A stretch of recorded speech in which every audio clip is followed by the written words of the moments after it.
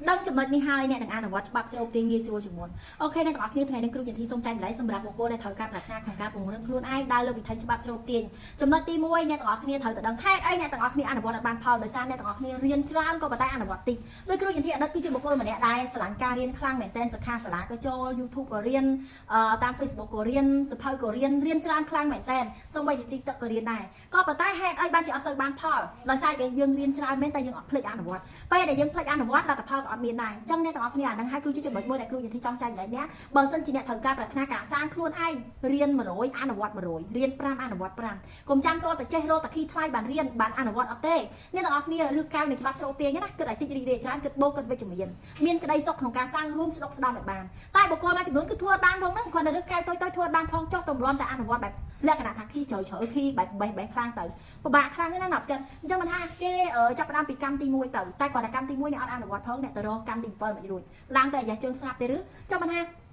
ចំណុចទី1អ្នកទាំងអស់គ្នាត្រូវតែរៀនឲ្យអនុវត្តផងអតីតគ្រូយន្តទីគឺជាបុគ្គលម្នាក់ដែលស្គាល់ច្បាប់ស្រូបទាញយូរខ្លាំងមែនតើក៏ប៉ុន្តែស្គាល់ឲ្យអត់អនុវត្តទេអនុវត្តបានមួយថ្ងៃពីរថ្ងៃឈប់មួយថ្ងៃពីរថ្ងៃឈប់លទ្ធផលគឺអត់មានទេអាហ្នឹងហើយគឺជាចំណុចមួយដែលគ្រូយន្តទីចង់ចែកម្លែកថារៀន100អនុវត្ត100បានផលចំណុចទី2អ្នកជ្រើសស្ដាប់បុគ្គលណាវាសនាអ្នកដូចបុគ្គលរូបនោះចឹងមិនថាបើសិនជាយើងស្ដាប់បុគ្គលដែលអត់មានលទ្ធផលចុងក្រោយយើងអត់មានលទ្ធផលស្ដាប់បុគ្គលដែលហេចង់ចាញ់រកស៊ីក៏ប៉ុន្តែទៅសួរបុគ្គលដែលអត់ដែរចាញ់រកស៊ីសោះអត់ដឹងពីតិចនេះក្នុងការចាញ់រកស៊ីសោះមិនគាត់ឲ្យអ្នកធ្វើមែនអត់អូយកុំធ្វើអីខ្លាចបរាជ័យកុំធ្វើអីខ្លាចដួលកុំធ្វើអីខ្លាចពិបាកកុំធ្វើអីខ្លាចនឿយកុំធ្វើអីខ្លាចហត់អីអញ្ចឹងទៅហ្នឹងហើយគឺជាចំណុចមួយដែលគ្រូយន្តទីចង់ចែកម្លែកថាបើសិនជាអ្នករើសស្ដាប់បុគ្គលណាវាសនាអ្នកនឹងដូចបុគ្គលរូបនោះអញ្ចឹងហ្នឹងហើយគឺជាចំណុចមួយដែលគ្រូយន្តទីចង់ចែកម្លែកថាបើសិនជាអ្នកត្រូវការប្រាថ្នាការសាងខ្លួនឯងអ្នកត្រូវតែធ្វើជាបុគ្គលម្នាក់រើសក្នុងការស្ដាប់រើសក្នុងការជឿ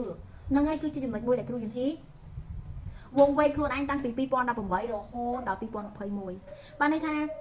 យើងដើរលើវិថីច្បាប់ស្រូបទាញដើរលើវិថីអនឡាញក៏ប៉ុន្តែរើសស្ដាប់បុគ្គលដែលអត់ដើរលក់អនឡាញផងហ្នឹងបុគ្គលដែលអត់ស្គាល់ពីអនឡាញផងហ្នឹងបុគ្គលដែលអត់ដើរប្រើប្រាស់ច្បាប់ស្រូបទាញអត់ដើរស្គាល់ច្បាប់ស្រូបទាញផងហ្នឹងចុងក្រោយគ្រូយន្តទីវងវែងវង្វាន់ពាសពេញនឹងទាំងអស់អញ្ចឹងមិនគ្រូយន្តទីប្រាប់ថាបើសិនជាអ្នកត្រូវការប្រាថ្នាការសាងជីវិតរើសជឿរើសស្ដាប់រើសជឿរើសស្ដាប់បានអ្នកទាំងអស់គ្នាដើរទៅមុខលឿនដូចគ្រូយន្តទីនិយាយអញ្ចឹងអ្នកជឿបុគ្គលណាវាសនាអ្នកដូចបុគ្គលហ្នឹងអញ្ចឹងអូខេចំណុចទី3មនុស្សពូកែបានមកពីណាអ្នកទាំងអស់គ្នាមនុស្សពូកែគឺបានមកពីការអនុវត្តដោយគ្រូយន្តទីចង់បើកសាឡនរយៈពេល5ឆ្នាំបើសិនជាគ្រូយន្តទីបិទត្រឹម3ឆ្នាំហ្នឹងហើយគឺជា3ឆ្នាំដែលគ្រូយន្តទីចាប់ផ្ដើមម្ដងទៀតពេលប៉ះភ្លេចខ្លះអីខ្លះអញ្ចឹងណាចាំមិនថាយើងខ្លាចជាបុគ្គលជំនាញគឺយើងអនុវត្តរាល់ថ្ងៃមែនអត់យើងខ្លាចជាបុគ្គលម្នាក់ដែលរឹងមាំដោយសារយើងធ្លាប់ឆ្លងកាត់ការឈឺចាប់មែនអត់យើងខ្លាចជាបុគ្គលម្នាក់ដែលចេះច្បាប់ស្រូបទាញខ្លាំងដោយសារគេយើងសិក្សាហើយយើងអនុវត្តមែនអត់រៀនអាចនឹងភ្លេចមែនអត់រៀនអាចភ្លេចតែបើយើងអនុវត្តគឺអត់ភ្លេចទេដោយ2 + 2 = 4គឺយើងរៀនហើយយើងអនុវត្តមែនអត់អ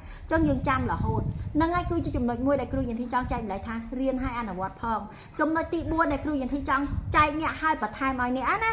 ាគិតធំធ្វើធំសមត្ថភាពធំបានលទ្ធផលធំបើគិតតូចសមត្ថភាពតូចលទ្ធផលបានចេញមកតូចដូចគ្នាអ្នកទាំងអស់គ្នាថ្ងៃដែលគ្រូយន្តទីសម្រាប់ចិត្តឡើងតំណែង5000ប្រអប់គ្រូបាអាចារ្យរបស់គ្រូយន្តទីបានសួរថាបើសិនជាគិតធំតឯងសាងធំតឯង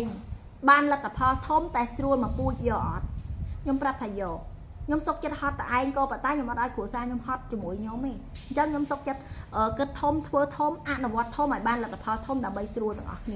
តែបុគ្គលមួយទៀតបានន័យថាអត់ហ៊ានគិតធំឲ្យខ្លាចពិបាកអត់ហ៊ានធ្វើធំឲ្យខ្លាចពិបាកអត់ហ៊ានសាងធំឲ្យខ្លាចពិបាកហ្នឹងហើយគឺជាចំណុចមួយដែលគាត់គេហៅថាធ្វើអត់អស់ពីលទ្ធភាពហើយណាកុំថាឡើយគាត់ពិបាកសូម្បីគ្រួសារគាត់ក៏ពិបាកដែ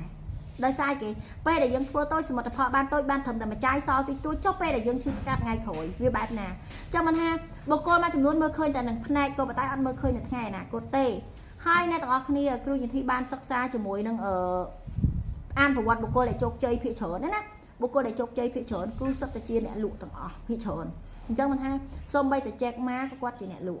់អីគេគាត់លក់សេវាកម្មជាមួយនឹងសេវាអ៊ីនធឺណិតអីចឹងទៅ Alibaba របស់គាត់នឹងឯងអញ្ចឹងមិនថាទៅមើលបុគ្គលដែល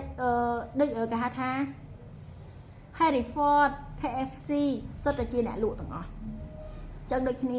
ាបើសិនជាអ្នកចង់ខ្លាចជាបុគ្គលម្នាក់ដែលខ្លាំងប៉ាកែអ្នកត្រូវតែបំលែងខ្លួនអ្នក ពីអ្នកធ្វើការមកជាអ្នកលក់ដូចគ្នាអ្នកក៏លក់សមត្ថភាពអ្នកក៏លក់កម្លាំងដែរមែនអត់ក៏ប៉ុន្តែការលក់កម្លាំងគឺមានកំណត់តែការលក់ជាមួយនឹងផលិតផលសមត្ថភាពគឺអត់មានដែនកំណត់ទេឲ្យលឿនបំផុតស៊ីចាំមិនថាបើយើងខ្វះអីយើងពេញហ្នឹងបើដឹងតែខ្លួនឯង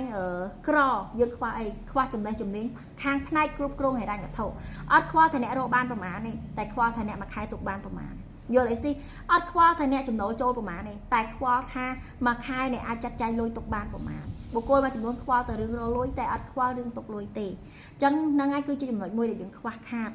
ចំណូលចូលច្រើនប៉ុណ្ណាក៏ដោយតែចំណាយចាយច្រើនក៏អត់សល់ដែរដោយក្តីស្រឡាញ់ណា